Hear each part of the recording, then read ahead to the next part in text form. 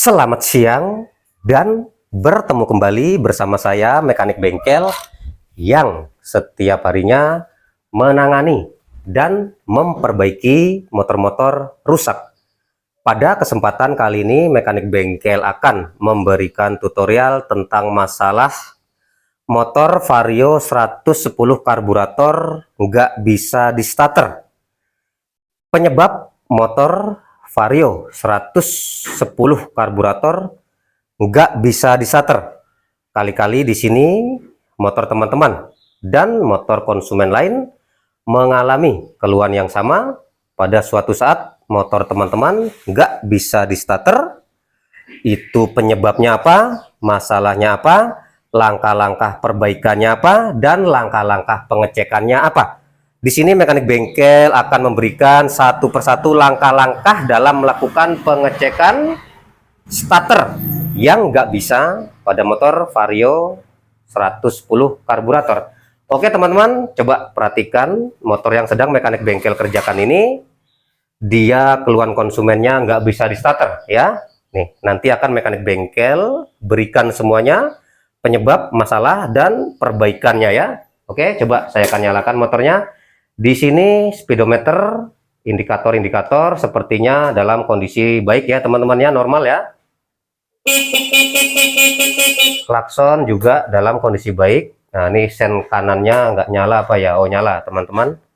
Nah sen kanan kiri nyala, indikator speedometer juga pada oke semuanya. Nah di sini kategorinya si aki dalam kondisi baik ya teman-teman ya. Nah jadi faktor pertama yang harus kita lakukan dalam melakukan pengecekan motor yang nggak bisa di starter, khususnya motor yang sedang mekanik bengkel kerjakan ini, ya kemungkinan semua motor sama ya untuk starternya ya, tapi karena tutorialnya di sini Vario 110 karburator ya, saya sebutkan Vario 110 karburator aja ya. Nah jadi penyebab salah satu motor yang nggak bisa di starter yang harus kita lakukan pengecekan aki teman-teman, aki atau baterai. Jadi untuk kelistrikan pada motor itu semuanya dia yang gensetnya lah gitu, sistem kelistrikan itu digerakkan ya bahasanya semuanya itu dari aki gitu teman-teman. Jadi kalau aki pada motor itu sudah kurang baik setrumnya, sudah tekor, sudah soak, akinya sudah rusak, maka semua sistem kelistrikan pada aki akan bermasalah, sen-sen bermasalah, klakson-klakson bermasalah, lampu-lampu indikator bermasalah, apalagi di starter. Oke teman-teman, karena starter, beban starter untuk motor itu mengambil strum yang banyak dari aki. Oke teman-teman, di sini motornya sepertinya aki dalam kondisi baik, tetapi di sini starternya nggak bisa, jadi dia harus diengkol teman-teman, baru bisa menyala motornya ya. Nah di sini motornya akan dilakukan pengecekan dan kemungkinan nanti perbaikan ya untuk masalah starter pada motor ini ya. Nyala nih ya, diengkol. Oke, langkah pertama tadi dalam melakukan pengecekan starter aki dulu ya. Kalau aki sudah dalam kondisi baik, kita akan mengembangkan pengecekan sistem kelistrikan pada motor, salah satunya starter, itu akan lebih mudah. Tetapi kalau misalkan motor itu dalam kondisi baik, misalkan motor baru motor baru setahun, motor 2 tahun, motor belum ada masalah, tetapi aki itu sudah mengalami ngedrop, starter udah nggak bisa, starter sudah mati. Nah bisa terjadi sistemnya bagus nih starter, tetapi akinya lemah, akinya ngedrop. Walaupun motor baru setahun 2 tahun, tetap saja starter itu nggak akan bisa. Oke teman-teman, sekali lagi starternya nggak bisa. Nah di sini langkah-langkah satu yang harus kita lakukan tadi, aki cek ya. Kalau aki sudah oke, kita cek dari saklar. Nih langkah kedua ya, saklar atau tombol starter. Ini langkah kedua yang harus kita lakukan pengecekan ya. Tombol starter oke atau tidak ya. Nah untuk mengetahui tombol starter oke atau tidak, pertama kita cek kabel utama ya, kita cek kabel utama pada soket ya. Nah cara melakukan pengecekan apakah si kabel utama pada saklar starter itu ada setrumnya atau tidak, kita menggunakan obeng tes pen kabel ya untuk tes setrumnya ya. Biasanya pakai tester ya, di sini mekanik bengkel menggunakan yang simple saja, Cara melakukan pengecekannya, kita tes. Nah, di sini di kabel pada saklar dia ada dua kabel. Yang satu kabel berwarna hijau strip kuning, dan yang satunya lagi warna kabel kuning strip hijau. Nah, di sini kita cek apakah ada setrumnya atau tidak. Kita nyalakan kunci kontaknya, kita tes menggunakan tes pen kabel. Nah, di sini dia tidak ada setrum, teman-teman ya. Bagaimana si starter itu bisa hidup ya? Starter itu bisa bekerja dengan baik atau tidak? Karena di sini kalau misalkan ada setrum salah satu, otomatis kabel di sini kondisi baik. Nah, setrum yang dihasilkan dari kabel ini dari siapa? Dari mana? Nah, langkah ketiga yang harus kita lakukan pengecekan adalah switch rem. Nah, pada motor matic, teman-teman ingat nggak?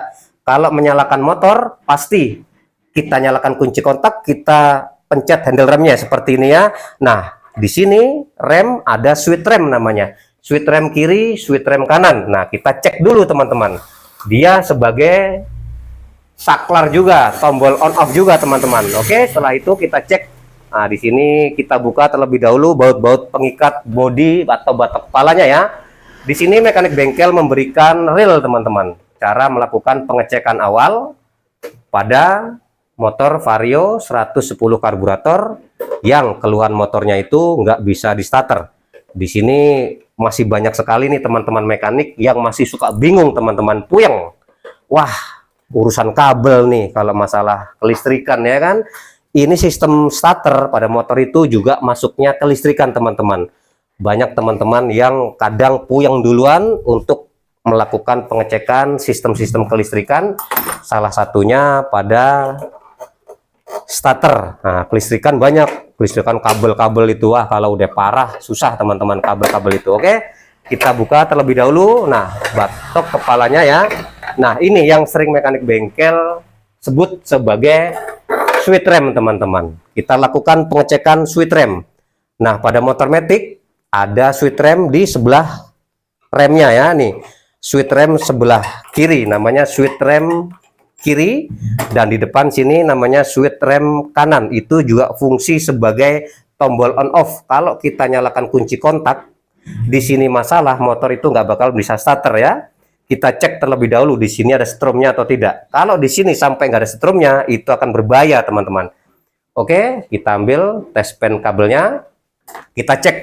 Kalau di sini setrumnya ada, berarti kategorinya aman ini motor teman. Tinggal kita salurkan setrum yang ada di switch rem ini ke kabel saklar ya, kabel tombol starter. Oke, kita nyalakan kunci kontak. Udah belum nih nyala? Belum ya. Oke, kita nyalakan kunci kontak, tes di sini. Di switch rem kanan dan kiri apakah ada strum atau tidak. Nah, di sini menandakan di switch rem kabel, ini kabel bodi utama teman-teman, kabel bodi utama. Kalau sampai di switch rem ini nggak ada, wah udah lebih rumit lagi dalam melakukan pengecekannya teman-teman. Oke, nah di sini alhamdulillah mekanik bengkel nggak begitu capek nanti ya untuk perbaikan. Insya Allah kalau bener ya, si starter ini gampang dinyalakan nanti. Oke, di switch rem kabel utama bodinya ada strum ya. Kalau sampai nggak ada strum itu bahaya teman-teman. Oke, di sini ada strumnya, pasti di switch rem kanan juga ada strumnya ya. Saya jamin karena antara kabel bodi switch rem kanan dan kiri dia strumnya sama satu ya. Oke, sebab di sini ada strumnya, berarti kita tingkatkan ke penyaluran ini ke soket saklar. Oke, caranya seperti ini teman-teman. Kita langsung gabung saja, kita gunakan kabel ya. Di sini mekanik bengkel gunakan kabel. Oke, ini cabut aja, ini berarti bisa terjadi masalah switch ini sudah kurang baik teman-teman. Nah, kita cek di sini, kita salurkan setrum yang ada di sini ke saklar yang ada di saklar starternya. Nah, ini namanya metode jumper teman-teman, yang teman-teman tahu ya.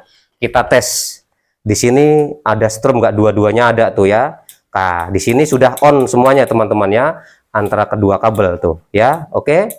Nah, di sini sudah kita lakukan keokean, kita akan berpindah ke saklar. Tadi kita cek awal saklar pada tombol starternya nggak ada strum kan. Sekarang kita akan tes dan cek apakah ada setrumnya atau tidak. Kalau di sini masih nggak ada setrum, berarti ada kabel putus. Tetapi kalau di sini ada setrumnya, berarti di sini masalahnya ada pada switch rem. Oke teman-teman, nah di sini sudah ada strum ya, berarti aman. Kemungkinan saklar tombol starter ini masih berfungsi dengan baik. Karena apa? Si kabel sudah ada strumnya. Oke, kita coba tes saklarnya. Kita pasang kembali. Kita nyalakan kunci kontak. Kita nyalakan tombol starternya. Nah, oke teman-teman, motor sudah hidup kembali, saklarnya sudah normal ya. Ini berlaku sampai rusak lagi, sampai kapan lagi sampai rusak lagi teman-teman. Oke, nih caranya seperti itu, langkah-langkah. Nah, sudah menyala lagi dengan normal ya teman-teman ya motornya. Nah, itulah salah satu cara-cara, langkah-langkah dalam melakukan pengecekan starter pada motor Vario 110 karburator yang nggak bisa distarter. Oke, sudah normal lagi. Berarti masalah yang ada pada motor ini ada pada switch rem kirinya dan switch rem kanannya. Intinya langkah-langkah pengecekan starter, kita cek juga di bagian switch rem kanan dan switch rem kiri. Kalau sampai di kabel utama switch rem ini nggak ada, itu akan berbahaya. Tetapi kalau di sini ada, kita aman teman-teman. Oke teman-teman, itulah tutorial sedikit dari mekanik bengkel cara melakukan pengecekan motor Vario 110 karburator yang nggak bisa distarter. Tutorial penyebab motor Vario 110 karburator yang nggak bisa distarter. Jadi pengecekannya yang harus kita lakukan, pengecekannya langkah-langkah. 1, kita cek kondisi aki, setrum aki dalam kondisi baik atau tidak. Lalu kedua, cek saklar atau tombol starter. Ketiga, cek kabel. Keempat, kita cek switch rem kanan dan kiri.